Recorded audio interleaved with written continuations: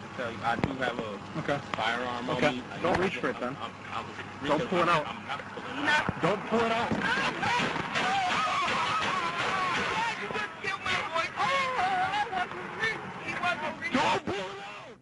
I don't see them winning nothing at all in a lawsuit unless the city just wants to settle it and not fight it. David? But Harry, the question is, why in the world did it get to that point? If you and I are on patrol and we stop somebody and he says, I've got a firearm, we don't tell him anything other than stop, don't move, put your hands on the steering wheel. You freeze the situation, find out more information. Why do you have a gun, sir? Well, I've got a permit. Okay, where's your gun? No, he didn't. He didn't freeze it. But he told him, didn't don't do something after he had told him to get his documentation. And so when he said, don't reach for it, don't reach for what? He should have frozen at that moment, and if he would have frozen, this wouldn't happen. When you get this permit to carry, the first thing they teach you is that when you're pulled over by a police officer, you keep your hands where they can see him. A police officer is then going to take you out of the vehicle, and he is going to disarm you and then take the bullets out of the weapon. Harry, why didn't he ask him to exit the vehicle? That is a standard procedure for anybody with a concealed carry weapon. Why didn't he ask him to exit the vehicle? And I think the other thing, Don, if I could just jump in. Well, probably because he didn't have the time. If you look at the position of this officer, he is too far forward. He should have been behind the B pillar instead of between the B pillar and the A pillar. That is between the where the front door swings from. The hinge is the A pillar. The B pillar is where it closes and locks, and then you've got the back door. He's in a bad position. The argument they tried to make is that they thought they were looking for a robbery suspect. You don't walk up on a robbery suspect. You stay back, you get him out of the car. I mean, there's so much we could go into this point by point that this was just a complete failure and ended up in someone's death. Okay, so hold your thoughts. One of the most shocking things about that video is that it took just 40 seconds for an ordinary traffic stop to turn deadly. You saw it with your own eyes. So why did the jury acquit the officer who killed Philando Castille? Is there a different standard when a police officer is the one pulling the trigger? We're going to be joined by a jury consultant and an attorney, and Harry and David will join us again as well. We'll be right back. Explain to us how the jury acquitted this officer of second-degree manslaughter. Sure. So I think, I think that the standard, it's not a higher standard, it's a different standard that jurors hold officers to, and it's because of the way that the laws are set up. They literally are boxed in a sense that they are told what they're evaluating is simply at that exact moment that he decided to pull the trigger, did he fear for his life or not? And if he did, that's almost the trigger. And it's such a narrow scope. I really think that jurors in these cases feel boxed in a way. They're deferential to police officers. They give them the benefit of the doubt, and they don't want to question their judgment in that exact moment. And it might not be fair. There might be a whole bunch more that you'd like to, that would go into it, and certainly does when you look at that video. But the perspective that the jurors and the legal standard and the so to speak, the narrowing of that for them, their focus is so narrowed to such a narrowed question. That's essentially what happens in these cases. And if you're prosecuting the case, it's almost like the finish line. It's like you start the race and you think the finish line is here, and the finish line just continually moves. They keep moving. The goalpost. The goalpost keeps moving and shifting. I want to watch this again, Arevan. I want you to respond to this, and I have to remind you, it's really disturbing. I have to remind everyone who's watching, it's really disturbing. We'll play part of it. Watch. Sir, I have to tell you, I do have a firearm on me. Don't reach for it then. Don't pull it out. Don't pull it out. Don't pull it out.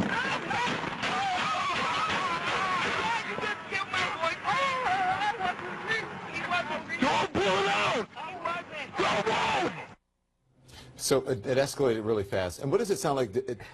What does it sound like he's trying to say to him? I'm not pulling it out. But he also said, it sounds to me like he's trying to say I have a license or something to carry, but he gets cut off and he says don't pull it out, and he has to respond to him and saying I'm not pulling it out. Everything happened so quickly, Don, and it's just shocking to me that people try to, reinterpret what we saw with our eyes and we heard with our ears. Clearly, the police officer approaches Mr. Castille. He's very calm. He's complying. He's doing everything we're told that motorists should do, and we've seen these cases over and over again where a routine traffic stop escalates so quickly into a fatality, and that's what happened here. He tells Mr. Castille, show me your license and your proof of insurance. How can you do that without using your hands? Mr. Castille says that he has a gun. As David said, he could have asked Mr. Castille, put your hands on the steering wheel, sir. I need you to step out of the vehicle. I need to see where that gun is. There's so many other things that he could have done in that situation that would have prevented Mr. Castille from being killed. David, Officer Yanez testified, this is a quote, I didn't want to shoot Mr. Castille. That wasn't my intention. I thought I was going to die, he said. What should the officer have done after Castille said he had a firearm? If you get so scared when someone says, I've got a firearm, that you panic and you shoot, you shouldn't be a cop. I'm sorry. And as I indicated before, you know, Harry pointed out that CCW permit holders are trained in the methodology of getting stopped. That is true, but police officers are also trained.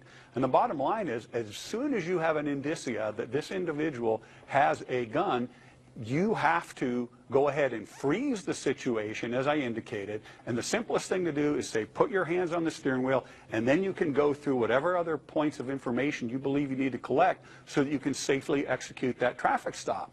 And so there's just so many things that went wrong with this, and I don't know if we have time to get into it, but the tactics the officer used, if you look at the passenger officer or the backup officer is very relaxed. If they believe that they were dealing with a robbery suspect, that's not how you deal with it. He doesn't reach for his weapon. No. How do you know what he sees, David? I mean, how do you know I don't know, what he sees? but Harry, here's the deal. You know, and how do you know he wasn't even going for a gun? How do you know? We know now that he might not have been going for a gun, but the fact is that officer looking inside that vehicle saw that hand movement going towards what he thought was a gun, and he's telling him not to go for it. Then that officer fired. How can you question that? I mean, really, you weren't there, you didn't see it. How can you question it? Let him answer it, Harry. Here's the deal. Why is he so far forward? He has no business being that far forward. We both know that in a traffic stop, you're supposed to be back behind that B pillar, so you put the driver at a tactical disadvantage, so he or she has to turn to look at you. So right off the bat, he's in the wrong position. Secondly, the argument was being made that supposedly... The argument being made was supposedly we believe we're dealing with a robbery suspect. As soon as I believe I've got a robbery suspect who says I've got a gun, I'm immediately going to freeze it. I'm not going to tell him what not to do. I'm going to tell him what to do. Stop, freeze. Then put your hands on the steering wheel. And so the officer is the one that did not behave in the way that he should have behaved in terms of the pre-stop. Now the next question becomes, if it is my understanding the gun was in Castille's right pocket, I've got a couple of seconds to figure out, as he's reaching for something, what's he or she reaching for? In this case, it's a he. I'm going to take a look. I'm not going to kill a guy because he reaches towards something, because I'm not going to have him reaching, because I tell him, stop, put your hands on the steering wheel. All right, let's pause right here. Harry. We'll take a break and we'll be right back. I have to tell you, I do have a firearm on me. Don't reach for it then. Don't pull it out. Don't pull it out.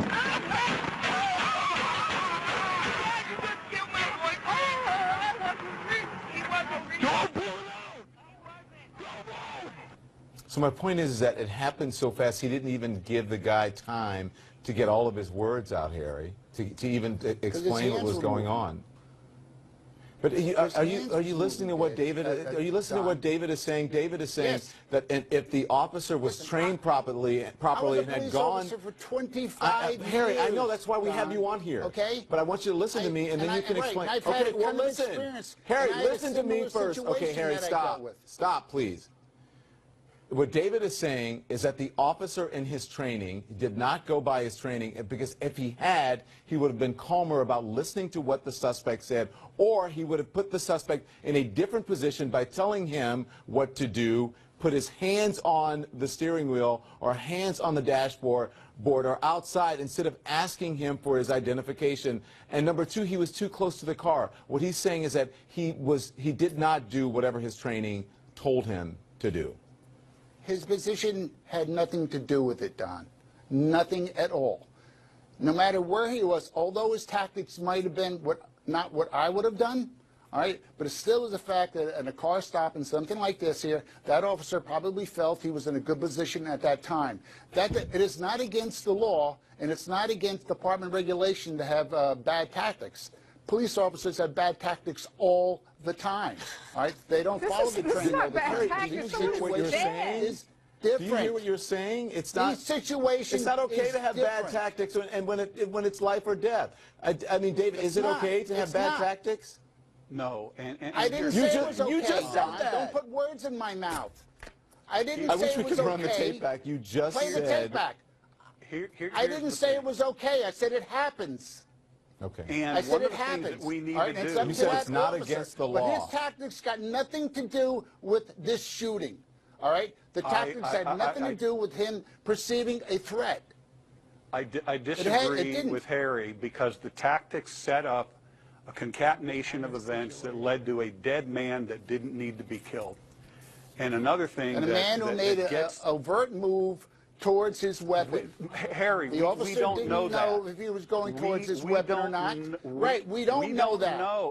But hang on a second, sir, please. Exactly, let me get this out. We have to wait till an officer is dead till we know that, David? No, sir. Come on. I opened my statement saying that I think I understand why the officer was acquitted. I believe he was acquitted because the jury looks at the video and they can't see what's going on, and they believe that perhaps he reached for the gun, creating reasonable doubt. I've got to go. The legal I'm issue. so over. I'm going to get in trouble. I'm sorry, everyone. Thank you. I wish we could continue this conversation, but unfortunately, we cannot.